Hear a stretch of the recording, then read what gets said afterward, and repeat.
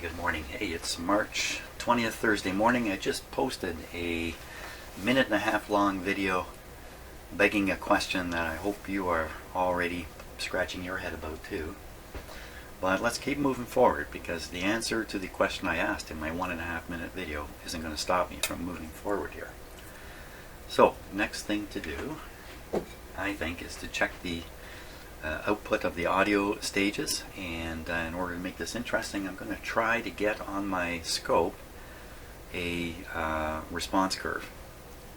To do that, I'm going to be using the sweep generator here. By the way, this is the most important tool in my shop these days, this stick. So I'm going to use the sweep generator. I'm going to have it sweep through audio frequencies. I'm going to feed the output of the sweep generator right into the phono input, or the terminals as they're labeled on here, PU for pickup, and we'll try and get, like I said, a response curve on the scope while I'm doing it. So the scope is sitting over here just waiting. Let me just put that on XY. Let's just make sure. Yeah, that's the sweep from the sweep generator. Got the input here from the radio speaker, so we're just going to be watching the speaker itself. And I think we can. I think I will put the. Just give me one moment here. I'm going to put the. Okay, I just have to think briefly here. Can't talk and think at the same time. I'm going to put that there.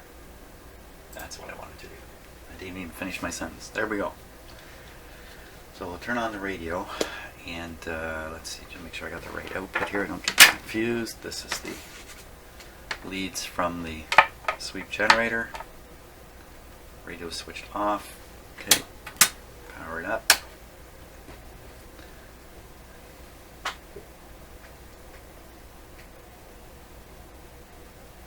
I did mention in my short video that I have a couple theories on what really happened when I switched these white wires that but I'm keeping secret, mostly because I'm embarrassed to even suggest them. But we live in a world of coincidence. Let's see what we got here.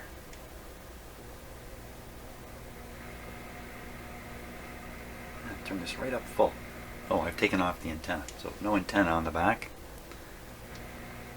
Let's just reassure Jim here. Yeah, let's try it again. Yeah, sure. Lots of radio there. Lots of radio.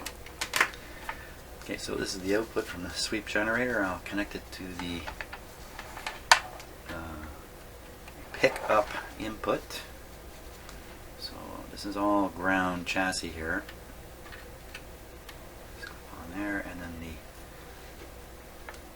input. Just make sure this is turned down all the way, because it's a fairly sensitive input. It's probably made for a crystal cartridge around with something like about a volt being presented to those inputs. So it's nothing like a modern record player, that's for sure. Okay, volume up. Oh yeah, no antenna. That's why it's so quiet. Volume up a little bit. There we go. AM, AM, AM, shortwave, phono 1. Phono 1 with a bit of a pop. That's full volume. We hear next to nothing. I think that's desirable at this point. So first thing I want to do, let's see, our frequency generator is going to run from about 100 hertz, no, I'm sorry, 1000 hertz up to, well, it should be 10,000 hertz. What's up here? 10,000. So it's going to run from 1000 to 10,000 hertz. I want to make 1,000 come out of it right now. There we are, 1,000. So we should hear 1,000 hertz come out of the speaker as I turn up the output of the generator. Why? Let's get. And I don't have it sweeping right now. That's why the dot is on the screen here. That's okay. Just want a single frequency. Make sure it's all working. Here we go. There it is. So you can see the vertical on the scope. That's good. That's good. Make the scope just a little more sensitive. It's good enough for a start. Okay, we'll turn on the sweep. I can leave it up a bit. Turn on the sweep. Here we go.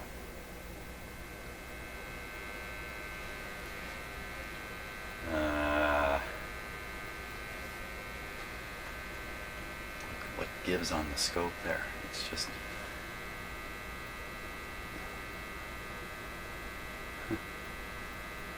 It's fun to look at. At least with my eyes here. not quite what I not quite what I was expecting there.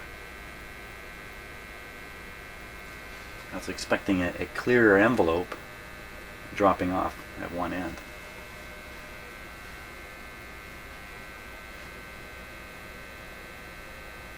Well, there certainly is a shape to it. It's jumping all over the place, but there's definitely a shape to it. So this would be 1,000 hertz down at this end, 10,000 up here. Let me stop the sweep.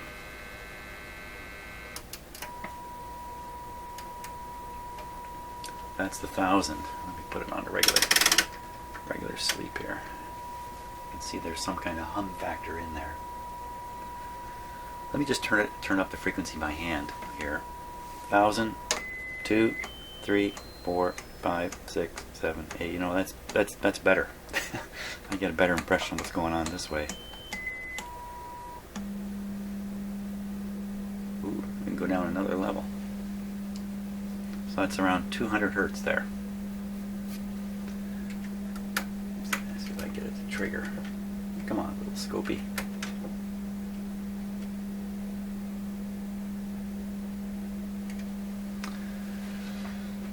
It's not the cleanest looking thing, is it? I'm pretty sure what comes out of that signal generator is a really nice signal. Okay, let's fiddle with the radio a bit. Volume.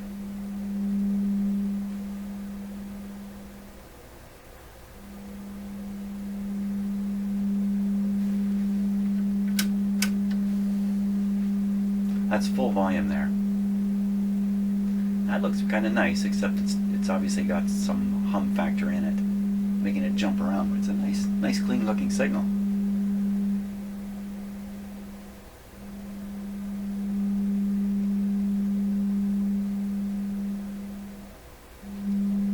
Okay, let's just go up in frequency here.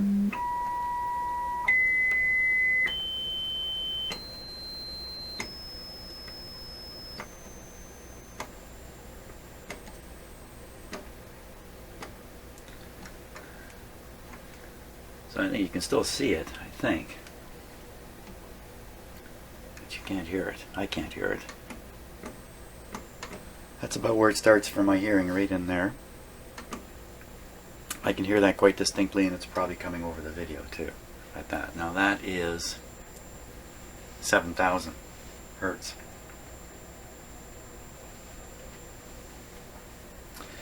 There's two settings on the phono, and there's something else about the phono input also. The phono input almost certainly has some kind of tonal,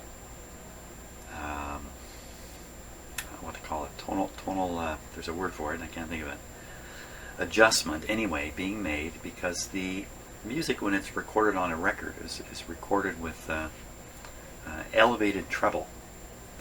And then when you play it back, you play it through a amplifier that purposefully reduces the treble back to where it should be, so it sounds normal, it sounds like normal music or whatever.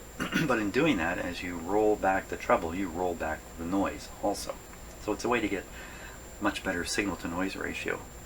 So there's probably some kind of thing going on like that here, where the treble is suppressed and the bass is pronounced. And that could be why we saw that shape there, in fact.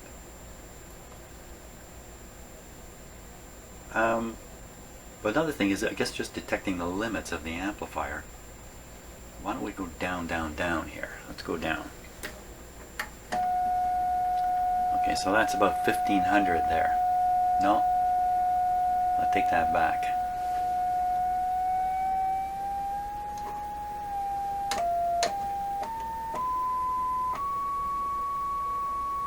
Okay, so that's 1000 hertz there. We'll start there and we'll go down.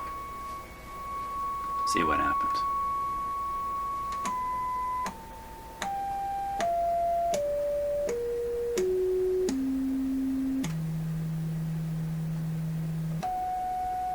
Oh.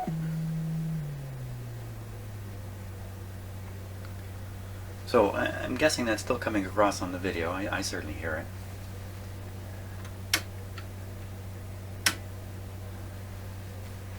Where are we now?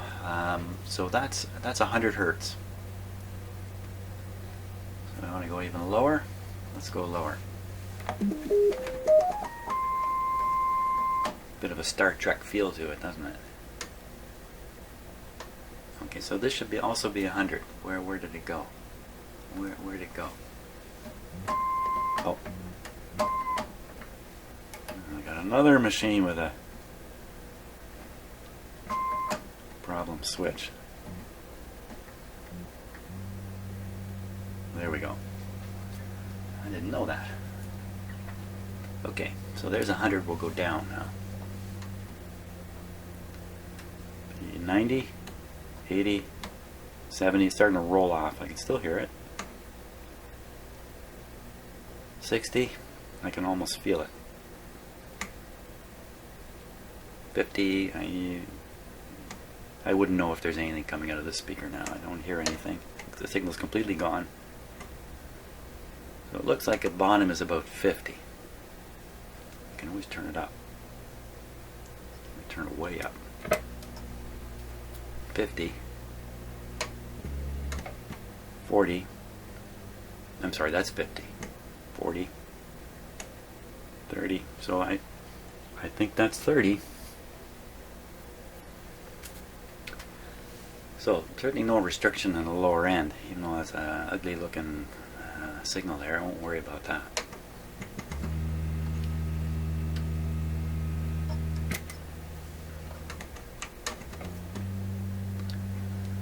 So what have we found out here? Well, I haven't found out anything really strange.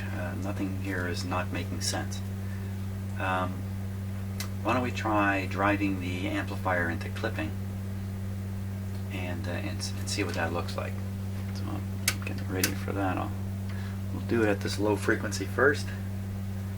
What I'll do is I'll just shove a bigger and bigger signal into it until this finally stops looking like a nice sine wave. Or the speaker blows up. One of those two.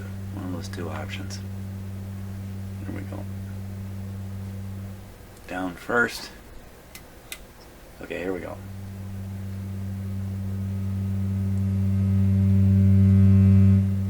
That's kind of rattling that speaker a bit. I don't want to do damage to it. So that got pretty loud. I didn't see anything on the scope yet. Let's go a higher frequency, less chance of something bad happening. Okay, there's 1000 hertz now.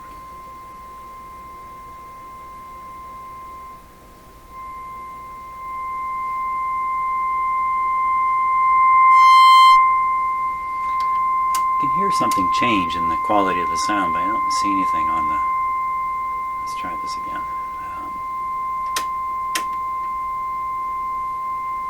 Hopefully that'll lock when we get a little more signal into the scope.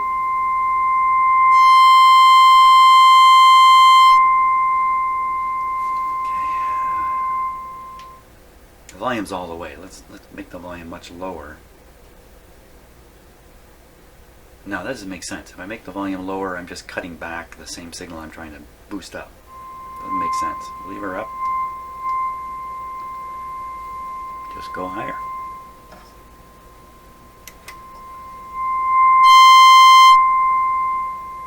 Okay, I'm gonna go way higher.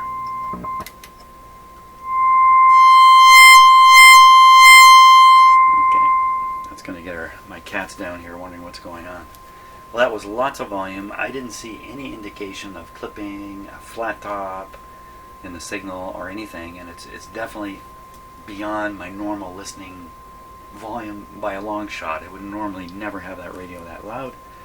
So I think that suggests that the output stages are working fine, bias is okay, tubes are okay, everything's okay. I think that's really the conclusion I can draw from that, or certainly okay enough. There's nothing grossly wrong in that area. So now we're going to try to kind of simulate the same sort of test, only this time we're going to feed the signal in using a radio signal and let the whole radio do the job here. You know what? I never turned this control. It's a good thing. Good thing you didn't turn that control, because I'm not going to be playing records with this guy either. I turned it the wrong way, actually. That's not good. So that's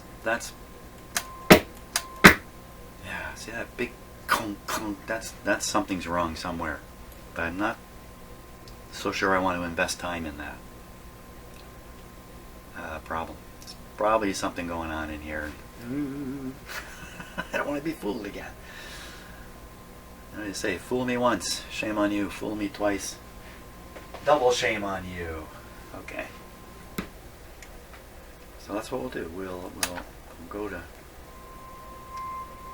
Wait a minute. Jim's all confused here. AM, AM, AM. It's a pretty ugly hum. Oh, because I got the volume turned right up with no antenna. Okay, fine. That's good. Before I get going here, I'm going to have a nice slug of coffee. I wonder what Peanut drinks in the morning.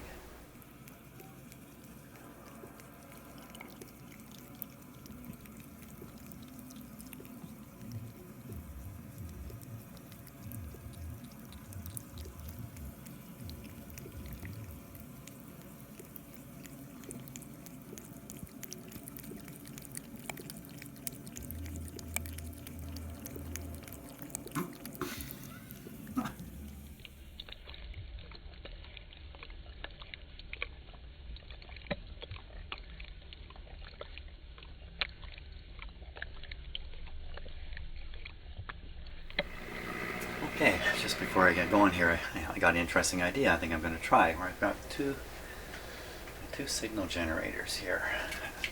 This one's a sweep generator, go up to 5 megahertz, but go way down to fractions of a hertz.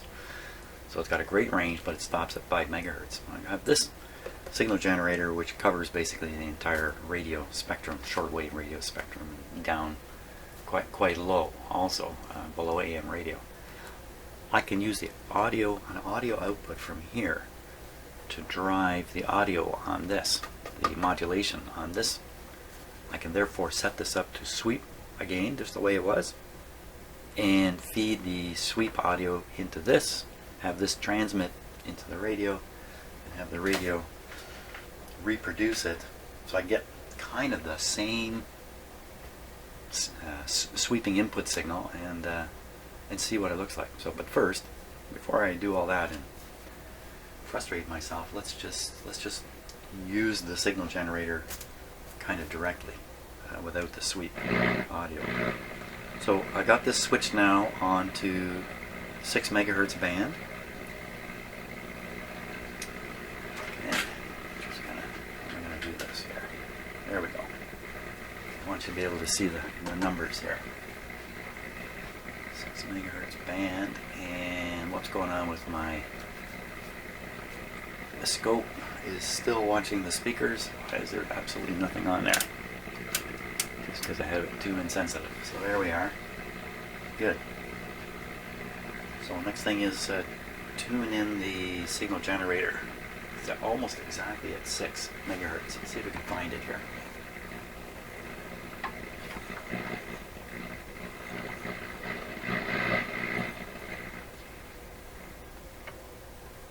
Ooh, got a little quiet at the top of the band. Okay, a little hard to find it this way. Get it right spot here. Okay, so I'll tune the signal generator and to match the tuning of the radio, so I hope.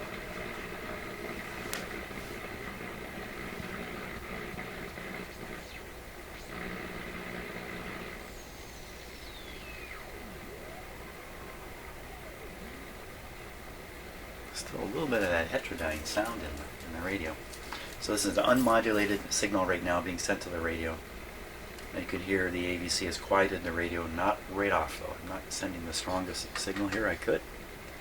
So put in a tone. Okay, volume's very high on the radio apparently. Let's turn the radio down. So I want to set this to 30% here for the modulation level.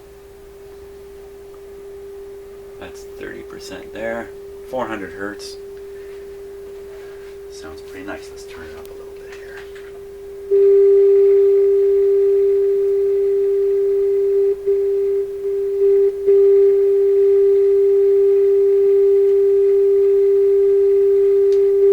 That's volume controls. Not so good. But tone sounds fine. Let's put it on 1,000 here.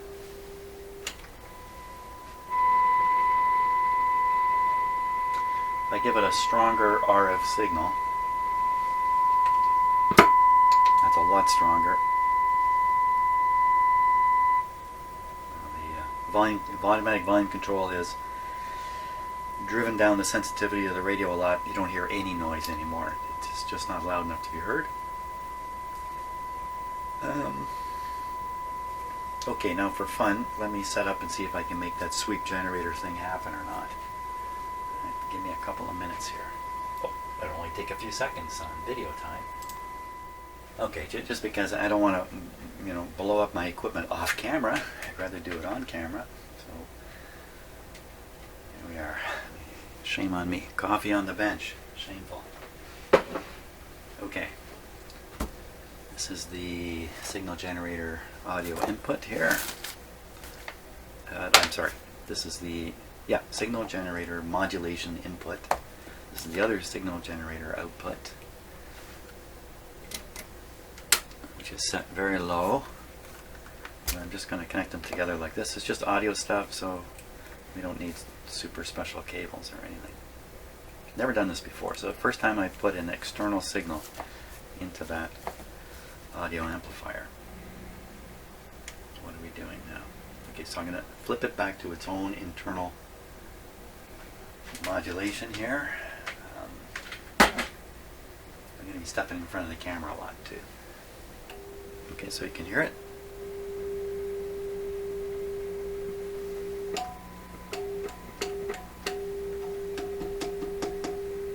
Something a little bit microphonic there. Now, you can see on the scope there's some kind of hum. I can hear it, and you can probably hear it too.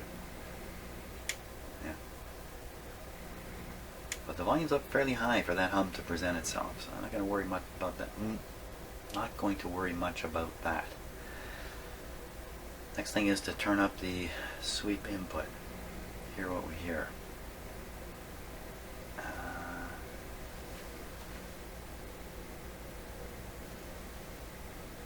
Nothing at all. Nothing. What am I doing here? What am I doing wrong? You should have heard something there. Okay, stronger signal going in. Oh, I hear it. Okay, so we need quite a much stronger signal yet. Okay, we seem to be getting there. There we are. Well, it takes almost everything this signal generator has got to produce this. I think that's okay. So now, try the sweep thing with the scope just on its own internal sweep setting here. Follow that.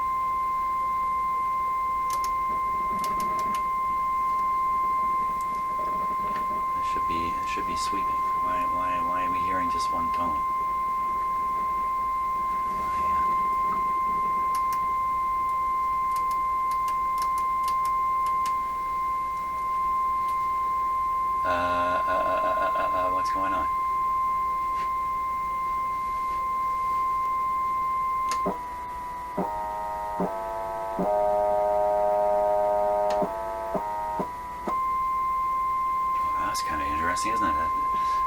frequency, which I think is 1000 hertz, sounds okay, but as soon as I change this,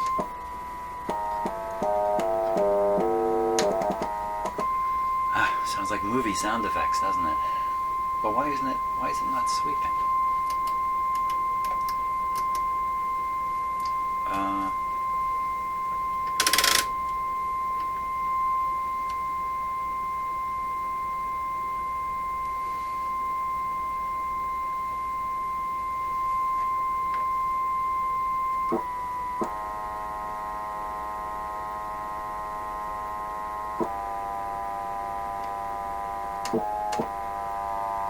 What's happening here? Okay, hold on. Let's just figure out what's going on here. This shouldn't be doing this kind of thing. So right now, those buttons out, this will show me the bottom frequency, 1000. Going down, down, down, down, down, down, down. Starting at 100 hertz and going up to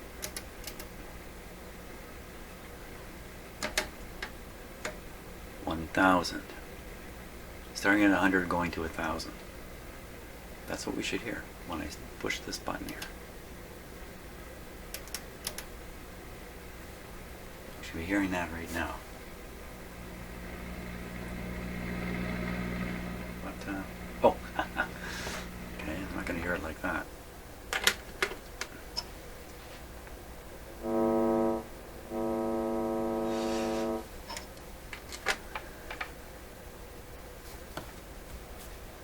Okay, so I'm going to dump that idea because weird things are happening, and for all I know, I'm risking some very, personally valuable equipment here, which I don't want to risk. I have no idea why that wouldn't work. It should work, but it didn't. So I'm still left with the impression. Of course, the audio side of this radio is actually in pretty good shape. So what's left from here? From here, it's all about alignment. It's all about alignment. So in order to align all these coils, and there's a lot of them in there, I'm going to study up on the manual, get myself ready, and think about how to pursue this in the most efficient and most interesting way possible. I'm going to figure out, as I mentioned before, how to get all my X-ray machines going on this thing. And we'll see what happens. So as for the audio, hey, I think it's really pretty good. See you later. Okay, wait a minute, hold it right there. I'm not done. I'm not done because of this strange volume control behavior, which has bothered me the whole time I've been playing around with this radio in here, and now I'm at the point where it's time to really hunker down and deal with it. What am I talking about? Volume down. Now I'm just going to turn it up steady. Just listen to what happens to the sound, the tonal quality change that occurs when I move the knob about 15% of its rotation here.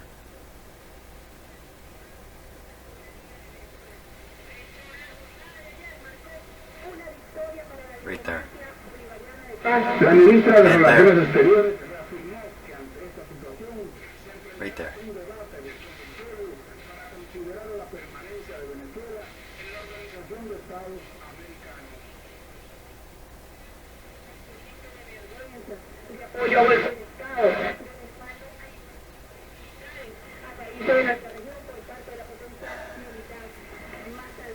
It's like a hair trigger volume control on a good strong signal like the one we've got here. This is a shortwave, probably from Cuba. I'm not sure.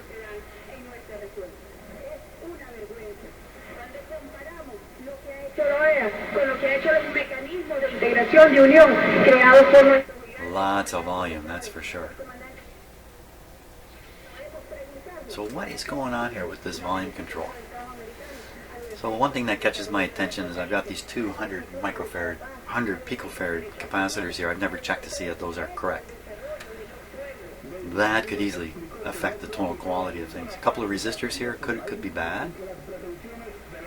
And hey, it's not impossible that there's still another wiring error in this radio related to this problem. It's possible. I also have a capacitor down here carrying the signal, the green one. It's a little hard to see. All the audio, all the signals going through that capacitor. Maybe that's not the right size. So I think I really need to investigate this volume control and get my head around it. Wow, maybe this is a new topic. So I think I'm going to start this out as so I think this is the start of a new video. That's really what I'm trying to say. So the last video ended with me going, hey, the audio is fine. This video's starting with me going, wait a minute, no it's not. There's something funny about this volume control. Now, my understanding, when there's a tab on the back, and by the way, a couple of you wondered if this resistor was shorting, and it's not. It's just really, really close. Okay, just to settle that down. When there's a tab on the back, what I usually think is going on is this gives the radio designer an opportunity to compensate for hearing problems we have at low volume. So human beings at low volume, we don't hear as much of the spectrum. As the volume goes lower and lower, our hearing range, let me get my hands on screen, our hearing range starts closing in a bit. It's closing in right around the sounds we make with our voice when we talk, because that's the part that, of course, we really need to hear, voices. So low volume, that's what happens. So it makes the music sound tinny. We don't get the full range, the full fidelity. So what radio guys figured out is they can stick a tab on the back of the volume control, and as you turn the volume down and this starts to collapse, they can then introduce more bass and spread it back out. And this is sometimes called the loudness control. It has other names. It's a concept that's hard to explain to anybody buying a radio in a store. So they tend to kind of not really explain this well. A lot of confusion around it, I think, anyway. So basically, it's tonal compensation at low listening levels. And if you can work it right into the volume control, rather than have it as a switch off to the side or a separate control, then hey, you kind of automated the process of compensation as you drop the volume. That's what I think is going on with this tab. Okay, how it does that exactly, I'm not sure. Another possibility is these volume controls can be very non-linear. So consequently, all the change is kind of tied up at one end of the controller or the other. So you advance the volume 20% and you've actually gone through 80% of its range, or the opposite might be true. So to kind of spread out the volume effect, the tab on the back can play a role in that, I think. So that's another possibility that it's doing that. And this is coming off the top of my head, okay? So there could be more here I don't know about, of course. The last thing about this volume control, which is different from any I've ever seen before. Normally, you have the three terminals down here. One in the middle is the slider terminal you're going to take the volume out of, if you like the signal out of. The other two, usually, one side is grounded to the chassis, or B-, and the other side is getting the full signal coming out of the radio. And then the slider is selecting how much of that it wants. In this radio, all that's kind of working that way, except instead of grounding the one terminal here, it's actually taken all the way back to the speaker voice coil circuit. So I'm pretty sure that's part of the feedback system. Feedback is used to compensate for distortion that occurs between the point of the application of the feedback and the point where the feedback is taken off, like in this case right on the speaker itself, which is where you want it. You want to try to affect the sound of the speaker, so you run a little bit of feedback. Read up on it if you don't understand how it works. It's a clever idea. It has huge impact on all amplifiers. I'm sure it's still used today. It's a trick somebody thought up that really helps out with reducing distortion in a set like this. So now what am I talking about now? So why it is they want to have this wire feed this into the bottom of the volume control, I cannot get my head around it. Okay, so the first thing to do, I think, is just verify wiring, verify the size of these components all around here. Maybe the very first thing to do is to turn off the radio before I'm a-singing the blues here. Okay. Voltmeter. Ohm meter. So we got a couple of resistors there. Without looking at the circuit diagram, I'm making the assumption that they aren't really paralleled with too much. Should be able to just read them directly. So this one is red, looks like red. Red, orange. 22K.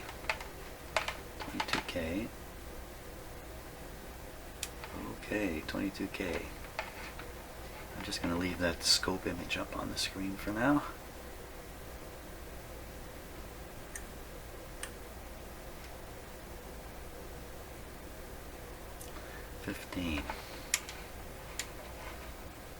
Yeah, this, I can't assume that this is not being affected here. I mean, well, it still says 15.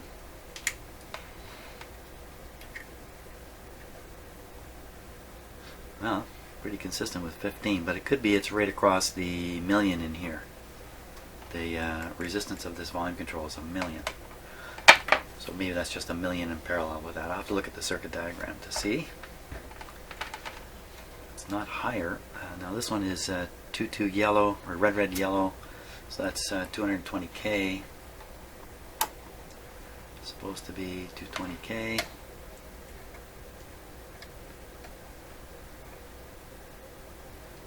$250K. So 220, 250, and it's not much different.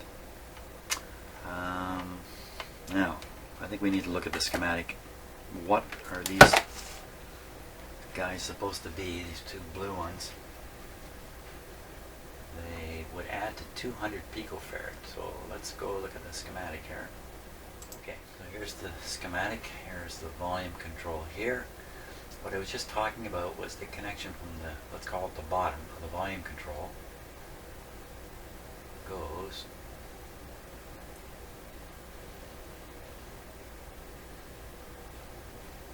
right to the speaker output. See, this side is tied to the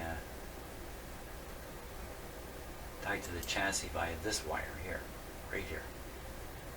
So this is the hot side, if you like, of the speaker output, beyond the output transformer. So that's weird to me. Normally I would find this to be grounded. Now if we look here, this is the tab. There's that resistor, R9, 22K, 20%. So R9, and then the other wire here,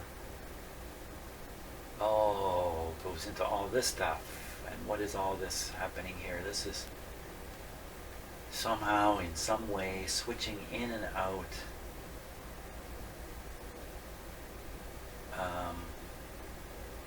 compensation capacitors, I think. I don't really know, to be honest with you. It's got a lead in from the feedback line here, coming through here. So what exactly they're doing with this tab is really kind of a mystery to me. Because here's some of the raw feedback signal going in, coming out, going in. Some of the feedback signal going down here. Or this isn't feedback signal going down here, this is switching. Oh my Lord, look. You know what, I'd spend hours trying to sort out what exactly they're trying to pull off here with these switches. Like on the high level, it's just about affecting the total quality by fooling around with different levels of feedback, I think. I don't really know, to be honest with you. I don't know. Maybe the engineer just played around here with wires and capacitors, and all of a sudden everything was working good as far as he's concerned. That's it. Don't know how it works, but put that stuff together that way. Maybe that's what happened here. So what am I trying to figure out now? What am I doing? Who am I and what am I doing? So there should be a capacitor off of this terminal. C30 to ground.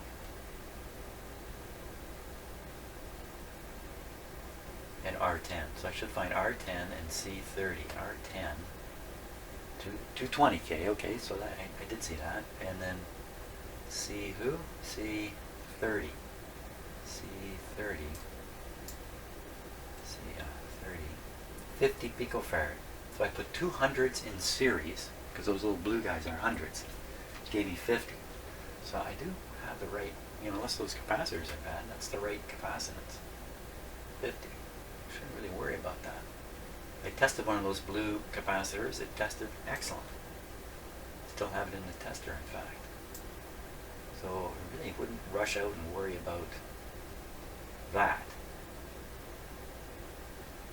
10 was 250 instead of 220. And then we're right into this capacitor, C31. Oh my God, I spent too much time off camera messing around with these two guys, trying to sort them out. C31 is nowhere near this switch. C31, I hate to do this, but let's go look in here. Hate to do it. Where is C31? C31. There it is, there. So you could guess it's connected between here and here, but it's just a guess. It should be sitting like that. Really? Like that.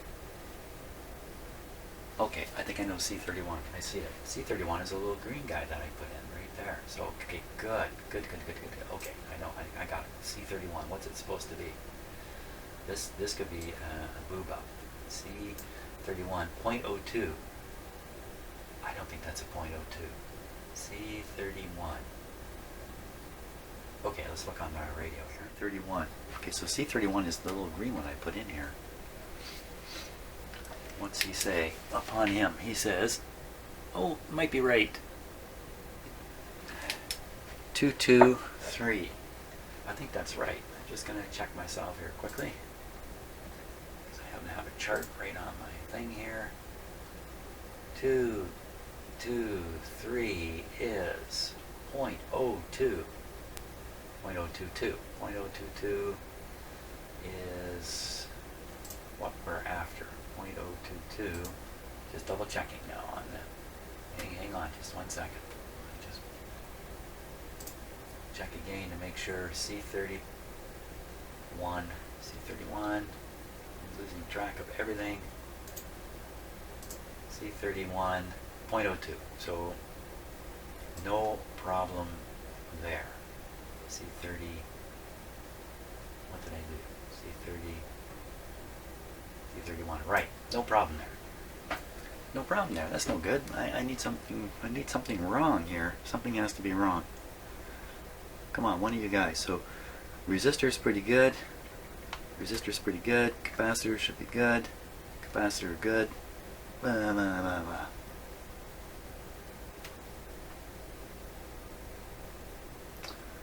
Hard for me to believe if I change this resistor and get a little closer to 22K, it's going to make that much difference. I can't see any moves to make here.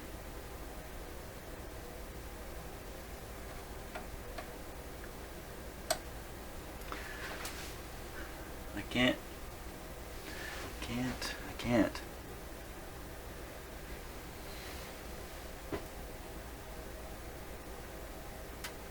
I don't know. I don't know what to do about it. What should I do about it? What to do about it?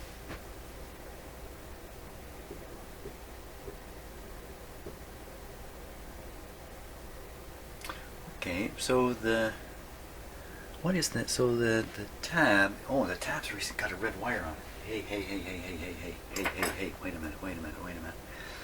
Everybody stop the presses. The tab has a red wire on it. The red wire connected to the switch is the red wire from the tab on the back. It's hard to see. It's right here. You can actually see it better in the camera than me. Right here. Goes down onto this crazy switch. And guess what? There's a capacitor. There's a capacitor connected to it. So the red wire I'm talking about is this one right here. And I think that capacitor, you can see it there. Wait a second here, I'm losing track of what I'm... There, see those two green capacitors? I was going to ignore those guys. I convinced myself to ignore them. Here I am looking at them again. Okay, this has turned into gotta check the rest of the switch. That's what I think I have to do here. I don't think there's any doubt. I've got to check these two capacitors at the back, deal with the wire. And I'm going to poke my way through that for a while off camera. Spare you the misery.